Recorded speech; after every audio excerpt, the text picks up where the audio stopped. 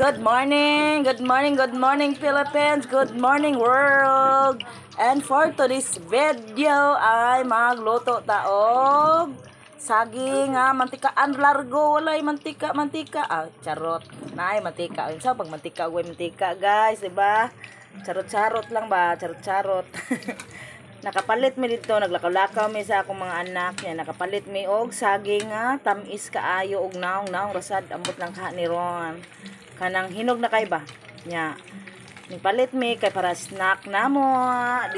Dili na ni angay butang ang inani kay no. Dili na ni angay butang og kamay kay so many sweet in the body na that it becomes that's why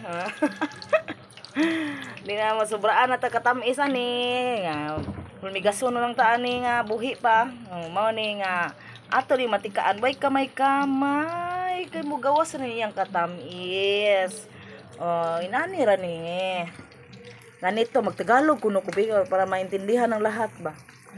Itong saging na ito, guys, ano na ito, sobrang hinog na ba, overripe na ba ya. Tapos nakita ko ito sa daan, hindi ko nakita sa daan lang sa tindahan. Tapos nagbili ako dai.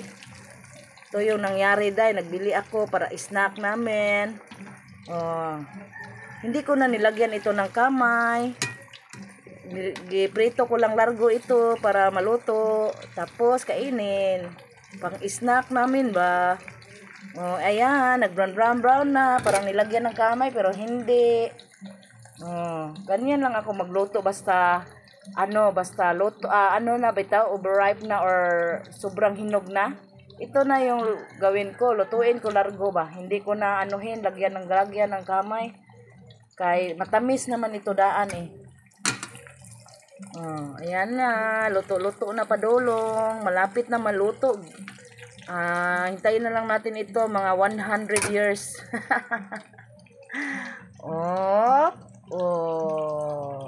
Ganyan na magluto, walang pa eme-eme ba. Kailangan palabasin natin yung kaniyang tamis sa ilalim ng saging. Sa ilalim ng puting ilaw, sa dilaw na buwan. Ayan na, guys, luto na. Andam-andam na mo kay mga unaka. Salamat sa pagtanaw sa akong video, guys. Inani ra gini ka simple, wala nay cheche boreche. Thank you. Bye-bye.